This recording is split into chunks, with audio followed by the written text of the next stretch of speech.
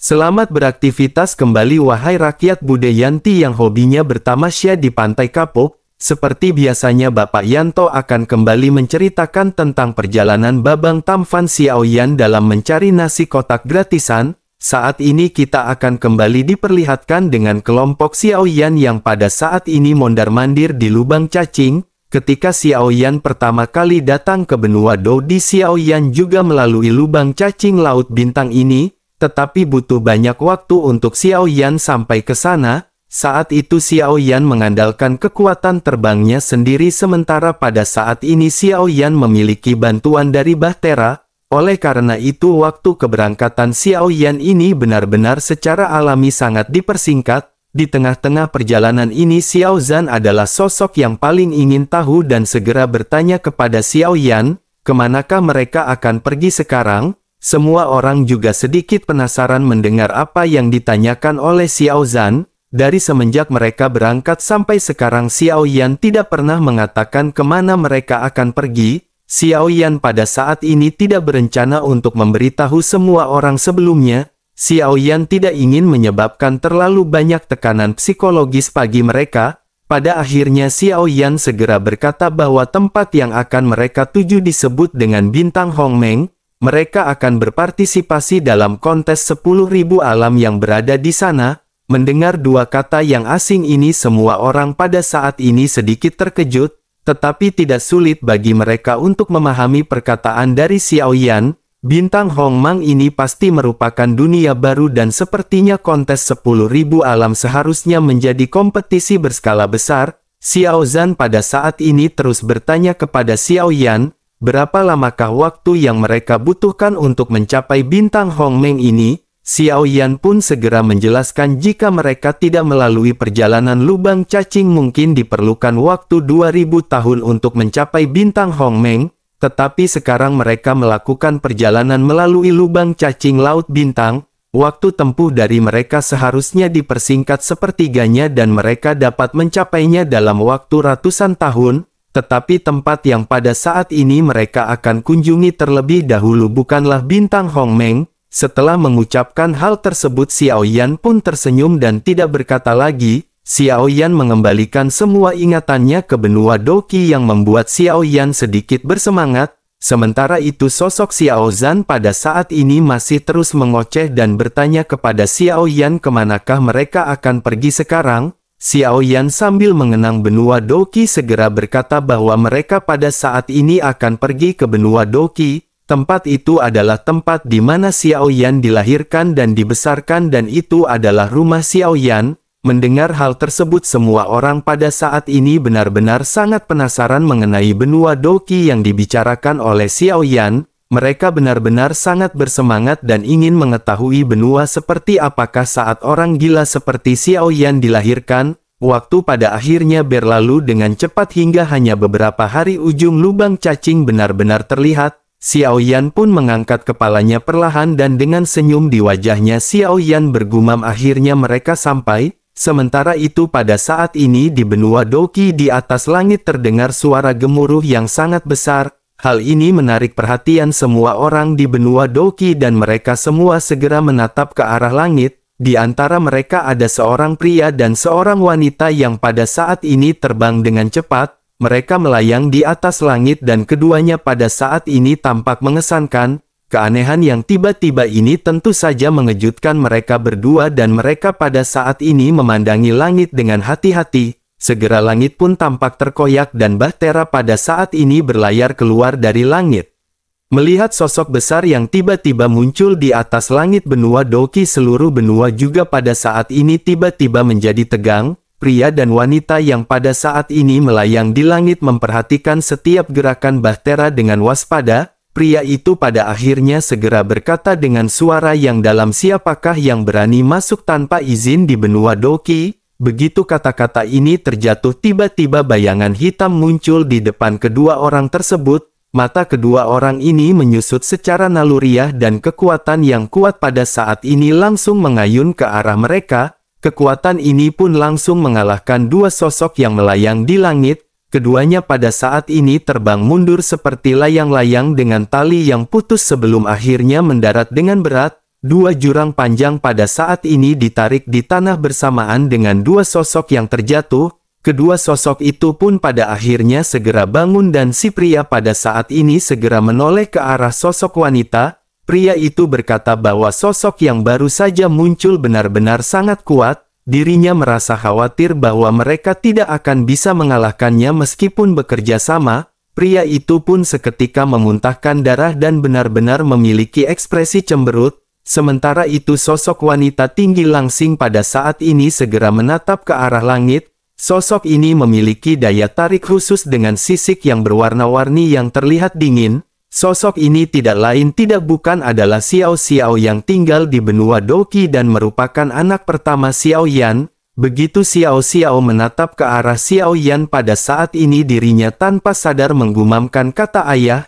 Pria yang berada di sampingnya juga pada saat ini terkejut melihat sosok yang berada di atas. Meskipun Xiao Yan dengan sengaja menyembunyikan wujud aslinya, namun Xiao Xiao telah tumbuh bersama dengan Xiao Yan dan secara alami dirinya merasakan tekanan dari garis darah.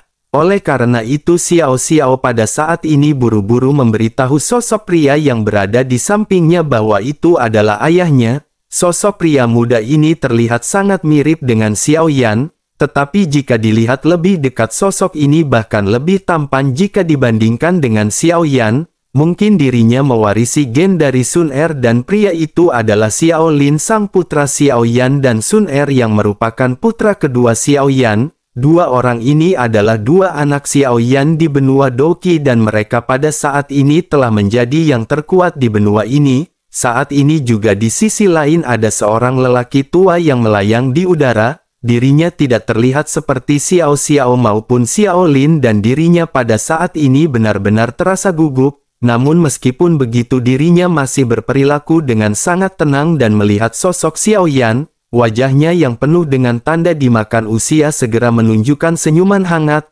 Orang tua ini tidak lain dan tidak bukan adalah leluhur dari klan Xiao di benua Doqi yakni Xiao Xuan. Sementara itu di sisi lain sosok Xiao Yan pada akhirnya maju perlahan. Xiao Yan berkata bahwa ini benar-benar sangat membosankan. Xiao Yan benar-benar telah dikenali begitu cepat dan jauh yang tidak sempat untuk menguji mereka berdua. Pada akhirnya sosok Xiao Yan pun benar-benar terungkap dan semua orang pada saat ini benar-benar terdiam. Tidak lama setelah itu pada akhirnya suara gemuruh dari kerumunan benar-benar terdengar. Gengsi dari kaisar yang ini bahkan setelah ribuan tahun masih menjadi topik pembicaraan semua orang. Cerita legendaris mengenai pertempuran Xiao Yan ini benar-benar selalu dibahas tanpa mengenal waktu. Entah berapa banyak junior yang pada saat ini benar-benar menganggap Xiao Yan sebagai idola dengan tujuan untuk kemajuan kekuatan. Sementara itu setelah Xiao Yan mengungkapkan identitasnya Bahtera pun perlahan-lahan segera menggantung di atas lahan. Di dalam Bahtera sekelompok orang juga pada saat ini keluar satu demi satu dan mereka melihat ruang baru ini dengan rasa ingin tahu yang besar. Secara alami benua Doqi ini memang tidak dapat dibandingkan dengan benua Dodi, tetapi meskipun begitu mereka pada saat ini benar-benar memiliki rasa penasaran di dalam hati masing-masing. Sementara itu pada saat ini Xiao Xiao dan Xiao Lin juga sudah bergegas ke arah Xiao Yan. Xiao Yan juga membuka tangannya dengan penuh kasih untuk menyambut kedua anaknya. Kedua anak ini telah bermain di sisi Xiao Yan mengajak mereka masih kecil. Mereka semua pada saat ini melompat ke tubuh Xiao Yan dan jatuh di dalam pelukan. Mereka tidak bertemu selama ratusan tahun dan mereka benar-benar merindukan Xiao Yan begitu juga dengan ibu mereka sepanjang waktu. Pada akhirnya Xiao Xiao pun segera melepaskan pelukan Xiao Yan dan menetap ke arah sekelompok orang di belakang Xiao Yan.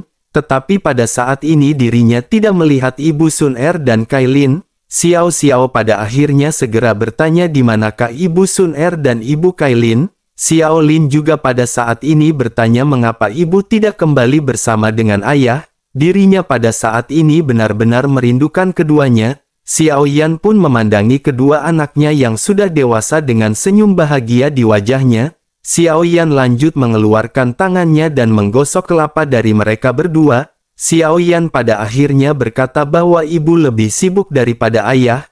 Mereka tidak dapat kembali untuk saat ini. Setelah selesai berbicara, Xiao Yan pada akhirnya mengalihkan topik pembicaraan dan berkata bahwa sepertinya sekarang kekuatan mereka telah mencapai Dodi. Dengan begitu mereka akan dapat naik ke benua Dodi di mana itu mungkin akan lebih bermanfaat bagi latihan mereka. Selain itu mereka juga akan bertemu dengan Ibu Kailin dan Ibu Sun Er setelah sampai di benua Dodi. Mendengar hal tersebut baik Xiao Xiao dan Xiao Lin pada saat ini keduanya mengangguk. Wajah mereka pada saat ini dipenuhi dengan kegembiraan dan mereka tersenyum lepas. Sementara itu tatapan Xiao Yan pada saat ini bergerak ke samping ke seorang lelaki tua yang sedang menunggunya sambil tersenyum. Lelaki ini adalah Xiao Xuan dan Xiao Yan pada saat ini segera menangkupkan tangannya untuk memberi hormat. Xiao Yan juga sangat gembira saat Xiao Yan pada saat ini melihat Xiao Xuan. Selain itu Xiao Yan juga bisa merasakan bahwa aura dari Xiao Xuan pada saat ini telah mencapai tingkat Dodi,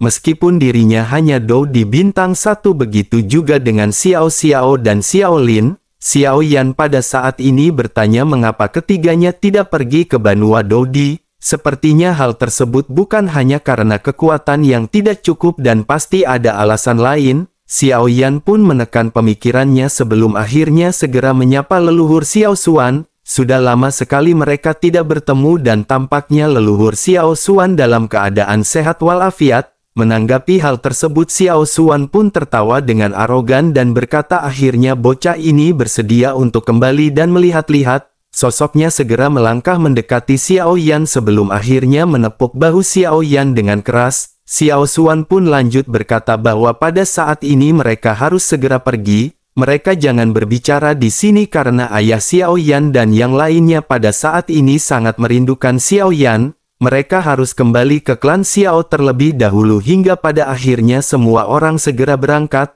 Xiao Yan sudah sangat lama tidak melihat ayahnya, begitu juga dengan kakak-kakaknya dan Xiao Yan pada saat ini sangat merindukan mereka. Klan Xiao hari ini bukan lagi klan Xiao seperti di masa lalu, meskipun klan Xiao pada saat ini masih menjadi salah satu di antara 8 klan kuno, namun kecepatan perkembangan klan Xiao benar-benar terlalu mencengangkan. Klan Xiao benar-benar telah menjadi kekuatan dan keluarga besar di seluruh daratan benua Doqi. Selain itu dirinya juga memiliki lokasi geografis yang benar-benar sangat strategis.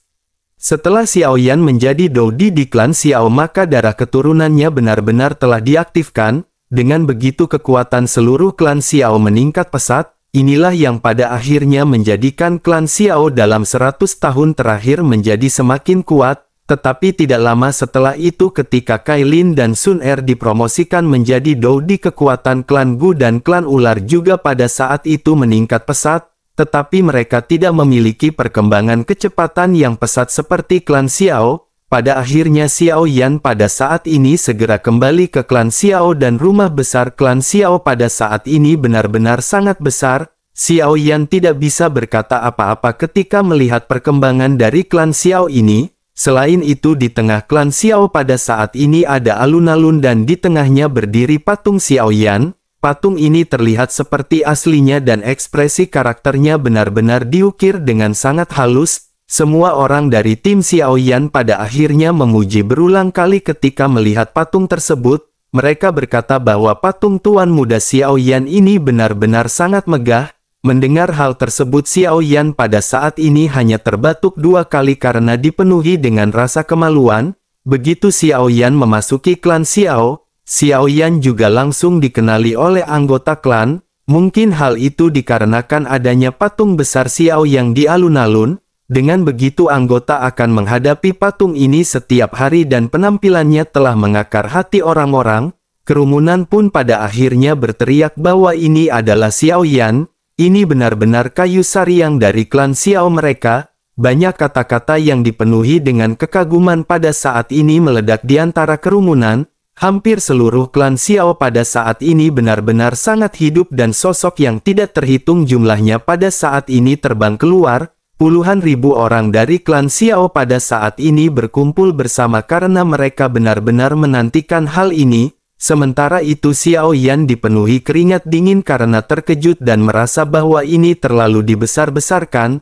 Banyak orang yang pada saat ini mengagumi nama besar dari kayu sariang dan membuat Xiao Yan benar-benar kikuk. Sorak-sorai bergema di seluruh klan Xiao dan Xiao Yan hanya bisa tersenyum kecut dan mendesah tidak berdaya. Setelah Xiao Yan mengambil 2 langkah pada akhirnya Xiao Yan berhenti dan mengangkat kepalanya untuk melihat lautan orang yang berada di hadapannya. Tatapan Xiao Yan pun menyapu mereka dan mereka bisa merasakan darah di tubuh mereka pada saat ini mendidih. Xiao Yan pun tersenyum dan berkata perlahan bahwa klan Xiao pada saat ini benar-benar menakutkan. Xiao Yan pun segera melambaikan lengan bajunya dan aura yang tidak terhitung segera terbang keluar dan dihirup oleh banyak sosok. Bersamaan dengan hal tersebut kerumunan pun seketika merasakan keterkejutan. Salah seorang di antara mereka segera berteriak bahwa dirinya benar-benar telah menembus ke Do Huang. Yang lainnya juga berkata bahwa dirinya juga telah meningkat ke Do Huang setelah bekerja keras yang begitu lama. Pada akhirnya dirinya pada saat ini benar-benar telah melewati kemacetan.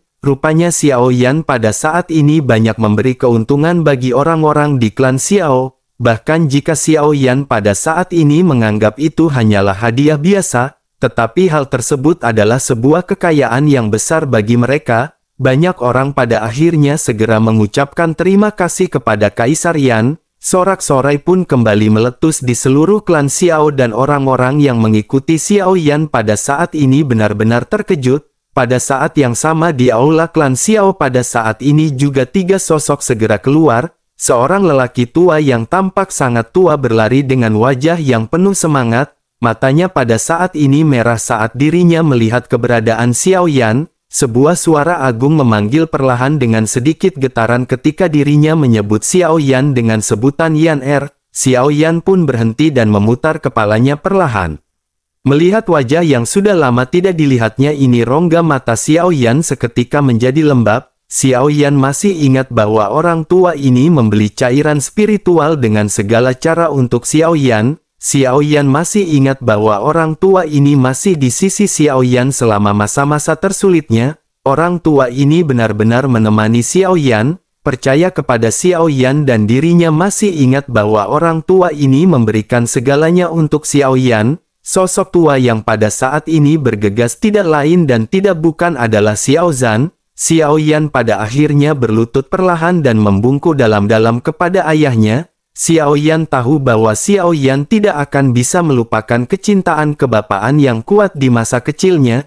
Kasih sayang keluarga ini benar-benar sangat penting bagi Xiao Yan dan pada saat ini Xiao Yan merasakan kesedihan di dalam hatinya. Selain itu di sisi lain sosok Xiao Zhan juga pada saat ini benar-benar merindukan Xiao Yan. Ketika Xiao Yan pergi Xiao Zhan selalu mengkhawatirkan Xiao Yan. Sekarang melihat Xiao Yan kembali dengan selamat, Xiao Zhan tidak bisa mengendalikan emosinya.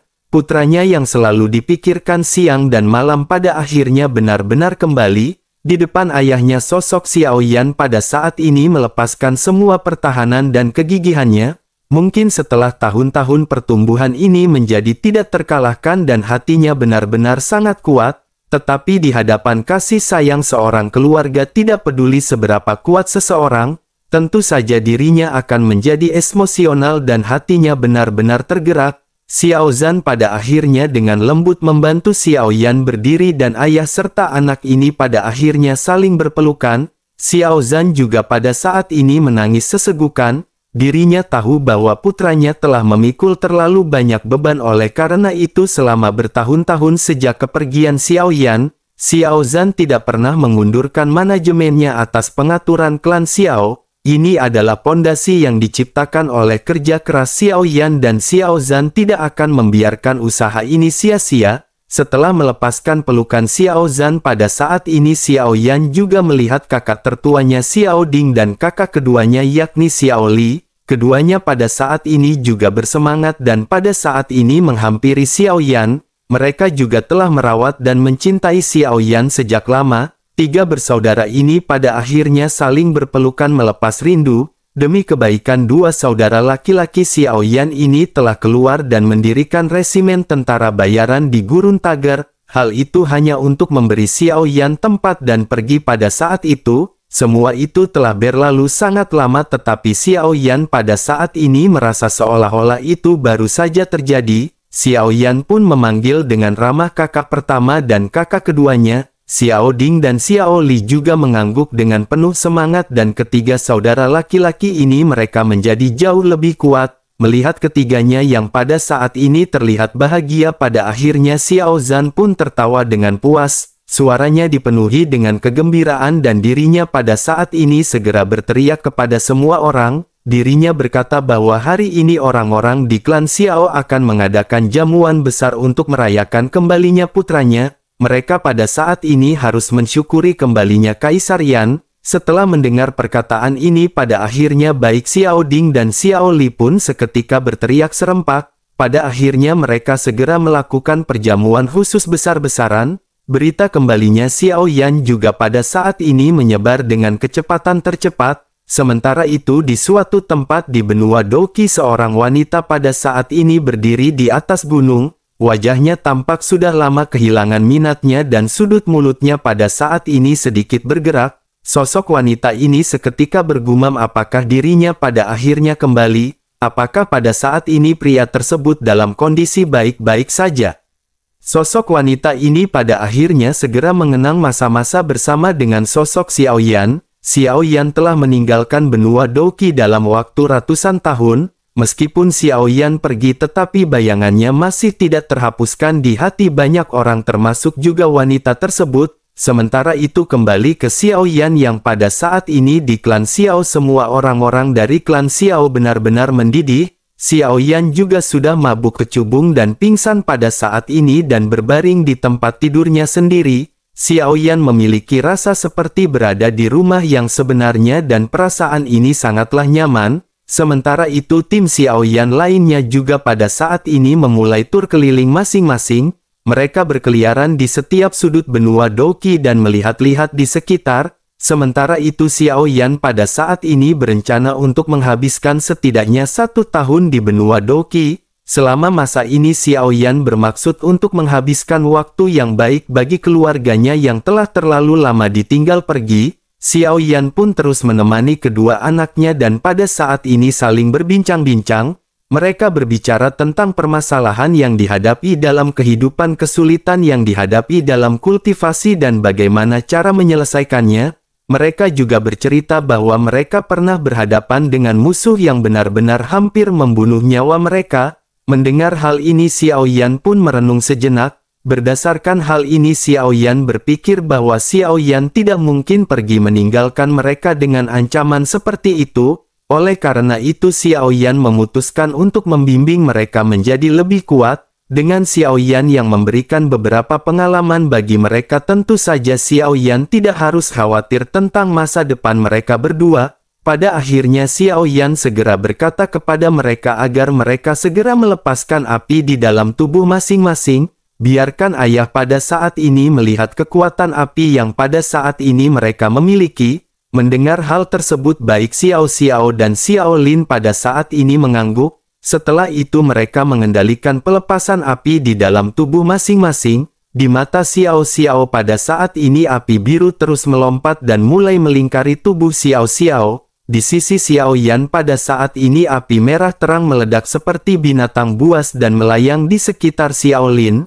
Melihat hal tersebut Xiao Yan pada akhirnya segera berkata dengan mata yang berbinar. Xiao Yan berkata bahwa ini adalah nyala api yang sangat kuat. Mereka berdua memiliki kekuatan untuk bersaing dengan seorang Dodi.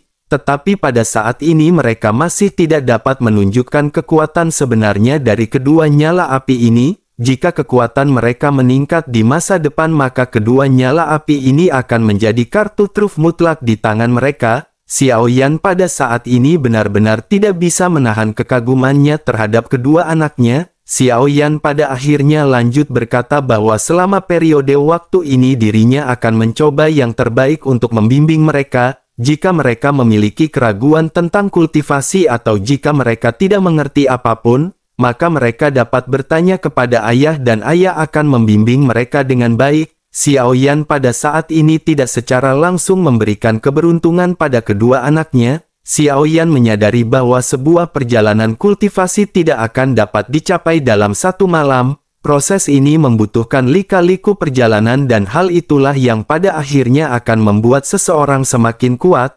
Oleh karena itu Xiao Yan pada saat ini berharap kedua anaknya dapat tumbuh selangkah demi selangkah dengan mengandalkan kekuatan mereka sendiri. Pada akhirnya Xiao Yan selama periode waktu ini mengajari mereka dengan cara mengendalikan api dan cara menggunakannya dengan baik. Xiao pada saat ini lebih seperti Kailin dengan kepribadian yang lebih mandiri. Metode kultivasinya sangat berbeda dengan Xiao Yan, tetapi ada satu hal yang mirip dengan Xiao Yan. Xiao juga memiliki kekuatan spiritual yang kuat.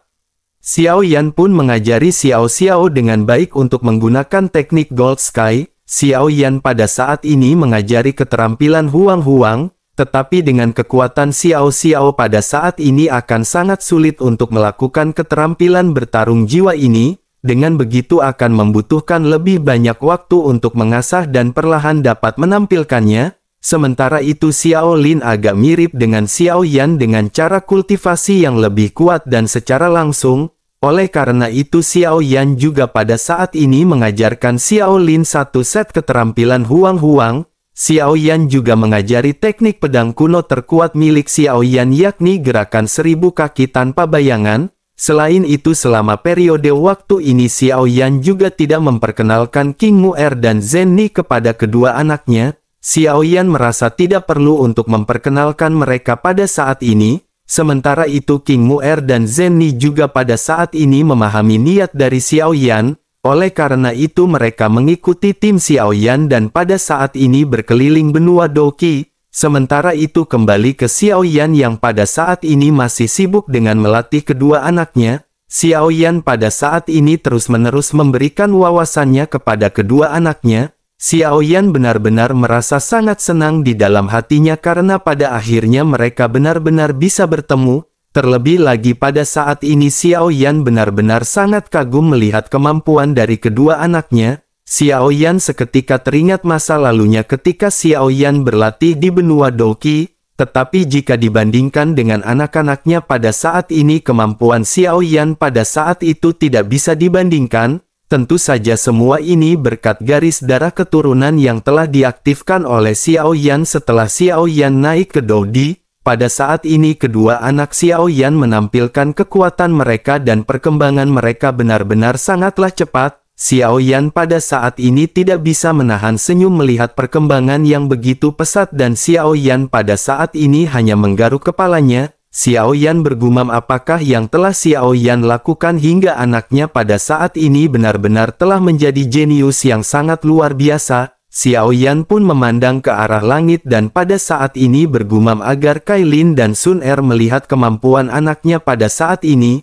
Mereka pasti akan sangat bangga melihat perkembangan keduanya. Xiao Yan pada akhirnya menekan perasaan ini dan lanjut fokus untuk menemani kedua anaknya berlatih. Xiao Yan terus-menerus memberikan evaluasi dan pengalaman tempurnya kepada kedua anaknya. Pada saat ini Xiao Yan memiliki keyakinan bahwa keduanya benar-benar akan menjadi orang yang lebih kuat di masa depan. Apalagi anak-anaknya juga mempunyai sebuah keahlian alami dalam menyerampang mangga tetangga.